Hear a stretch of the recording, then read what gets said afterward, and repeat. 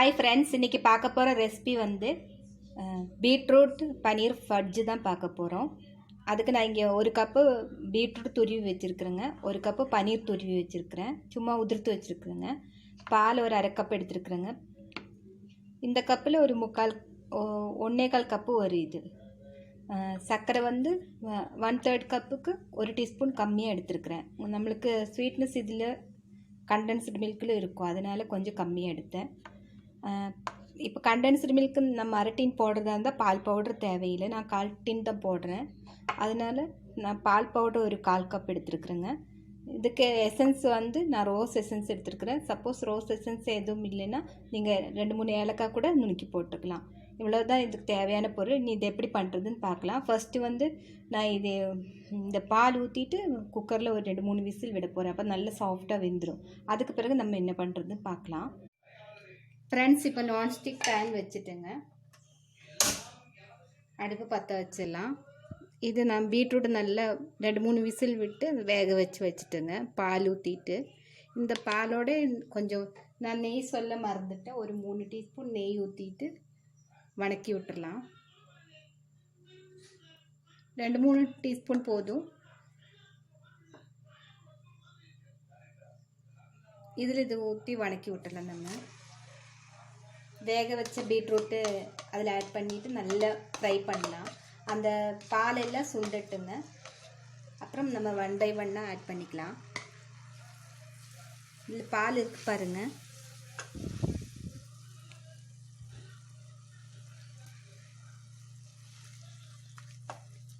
இந்த பாலெல்லாம் சுண்டட்டும். அப்புறம் நம்ம வந்து ஒவ்வொன்றா ஆட் பண்ணிக்கலாம்.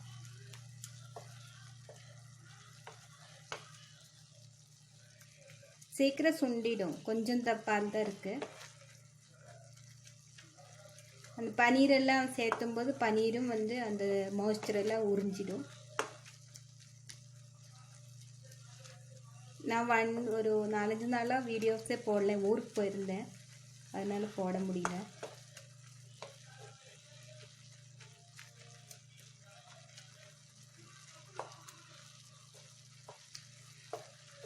இந்த ரெசிபி பிடிச்சிருந்தா லைக் பண்ணுங்கள், உங்கள் ஃப்ரெண்ட்ஸ் அண்ட் ரிலேட்டிவ்ஸ்க்கு ஷேர் பண்ணுங்கள். இது பசங்கள்லாம் ஸ்கூல்லேருந்து வரும்போது இல்லைன்னா கெஸ்ட்டெல்லாம் வரும்போது ஈஸியாக பண்ணுற ரெசிபி தான் இது. இது பீட்ரூட் வந்து ஹெல்த்துக்கும் நல்லது. நம்ம வந்து குழந்தைங்களாம் கொஞ்சம் ரொம்ப விரும்பி சாப்பிடுவாங்க. அந்த மாதிரி இருக்கும்போது செஞ்சு கொடுக்கலாம்.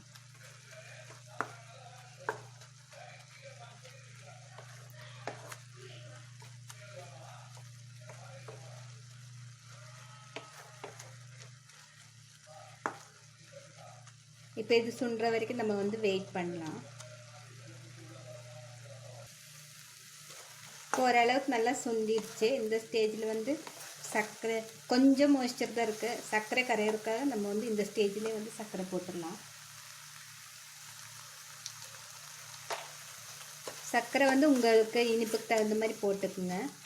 இப்போ கொஞ்சம் கூட தண்ணியாட்டம் வந்துடும் நம்மளுக்கு, பரவாயில்ல. நம்ம அடுத்து வந்து பால் பவுடர் ஆட் பண்ணலாம். இது மெல்ட் ஆகிடும், சர்க்கரையும் கரைஞ்சிடும்.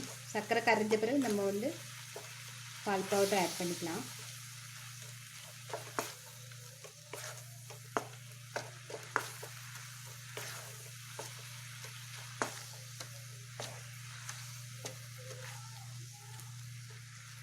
ரொம்ப நெய்யெல்லாம் தேவைப்படாது, கொஞ்சமாக போதும்.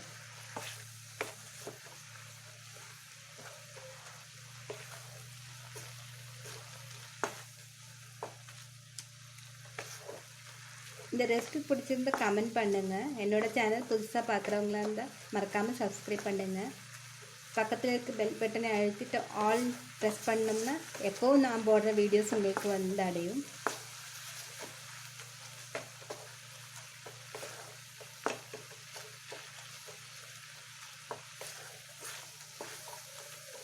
இனி முடிஞ்ச அளவுக்கு நான் டெய்லி அப்லோட் பண்ணுறேங்க. ஏன்னா இதனால் அங்கேயும் சுற்றினதுனால என்னால் போட முடியல.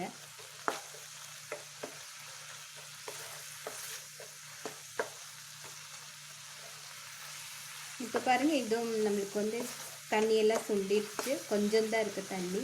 இந்த ஸ்டேஜில் பால் பவுடர் ஆட் பண்ணிக்கலாம். பால் பவுடர்லேயும் வந்து ஸ்வீட்னஸ் இருக்கும், இருந்தாலும் அந்த டேஸ்ட்டு நல்லாயிருக்கும் அது போட்டோம்னா. இன்னும் கொஞ்சம் நல்ல தண்ணி சுண்டின பிறகு கண்டென்ஸ்டு மில்க் ஊற்றிடலாம். லாஸ்ட்டு பனீர் ஆட் பண்ணிவிட்டு நம்ம கிளறி விட்டால் போதும். கண்டென்ஸ்டு மில்க் போட்டுட்டு பனீர் வந்து ஆட் பண்ணிக்கலாம். இப்போ பாருங்கள், இது சுண்டிடுச்சு. கொஞ்சம் சுண்டட்டுங்க, ஒரு 2-3 நிமிஷம் கிளறி விட்டுடலாம். அடி பிடிக்காமல் கிளறி விட்டுடலாம்.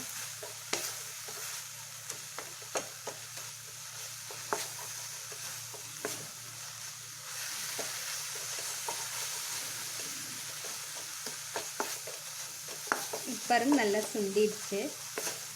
இப்போ நம்ம வந்து கண்டென்ஸ்டு மில்க் ஆட் பண்ணிக்கலாம்.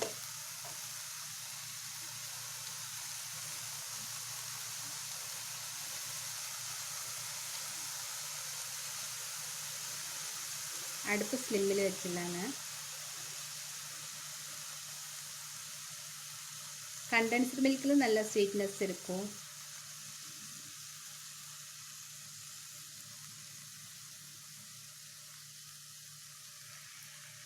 கிளறி விட்டுடலாம், எல்லா இடத்துலையும் படுற மாதிரி.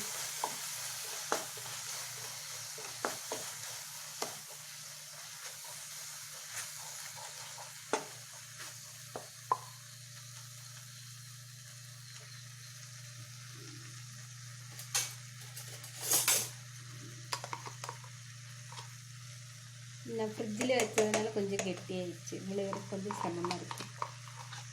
இது ஃபுல்லாக ஆட் பண்ணிக்கலாம். முன்ன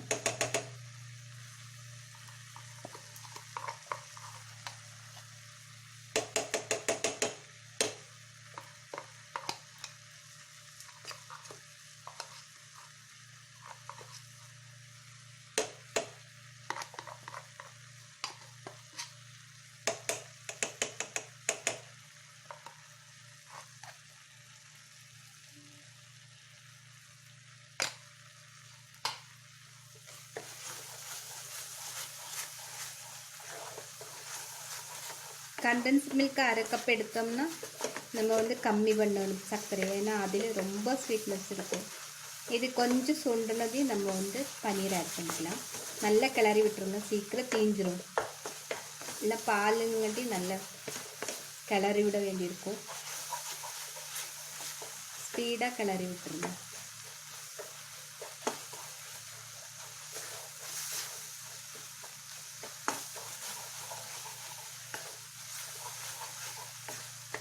இது பால் ஊற்றுனதுனால நம்ம ஃப்ரிட்ஜில் சேவ் பண்ண வேண்டியிருக்கும், ஏன்னா கெட்டு போயிடும். கொஞ்சம் ஃப்ரிட்ஜில் ஒரு வாரம் வரைக்கும் வச்சுக்கலாம். வெளியே ஒரு 2 நாள் தான் இருக்கும். இப்போ வந்து நம்ம பனீரை இது இன்னும் மறுபடியும் திக்காயிடுச்சு. இந்த ஸ்டேஜில் இது பனீர் நம்ம உதிர்த்து வச்ச பனீர் ஆட் பண்ணிக்கலாம்.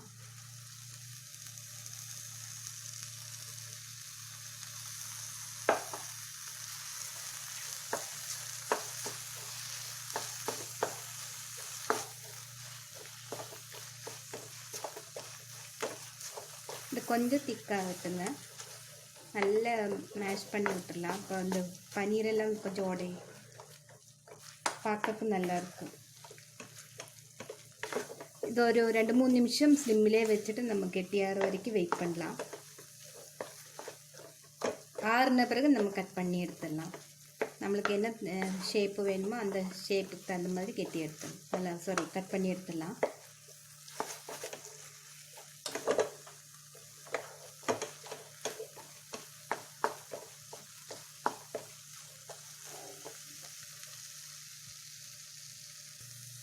இப்போ பாருங்கள் ஃப்ரெண்ட்ஸ், கெட்டி ஆயிடுச்சு. ஒரு 2-3 நிமிஷம் நல்லா கிளறி விட்டுட்டேன். பாருங்கள், ஓரமெல்லாம் தீயுது, பார்த்து நம்ம கேர்ஃபுல்லாக நல்லா ஸ்லிம்மில் வச்சு கிளறணும். இப்போ இது ரெடி ஆயிடுச்சு. நம்ம கொஞ்சம் ஒரு 1/2 டீஸ்பூன் ரோஸ் எசன்ஸ் ஊற்றிட்டு இறக்கிடலாம். ஒரு பிளேட்டில் ஏதாச்சும் நம்ம ஷேப்பு எடுக்கிற மாதிரி ஒரு பிளேட்டில் நெய் தடவிட்டு அதில் பரப்பி விட்டுடலாம். ரோஸ் எசன்ஸ் ஊற்றிட்டேங்க 1/2 டீஸ்பூனு. இப்போ நல்லா கிளறி விட்டுட்டு இது பாருங்க சீக்கிரம் தீயுது, நம்ம ட்ரான்ஸ்ஃபர் பண்ணிக்கலாம். தட்டில் நான் ட்ரான்ஸ்ஃபர் பண்ண போகிறேன். நெய் தடவி வச்சுருக்கேங்க. அவ்வளோதான், நம்மளோட ஃபட்ஜு ரெடி ஆகிடுச்சு. இது கட் பண்ண வேண்டியதுதான். ஆறுன பிறகு இது பரப்பி விட்டுடலாம்.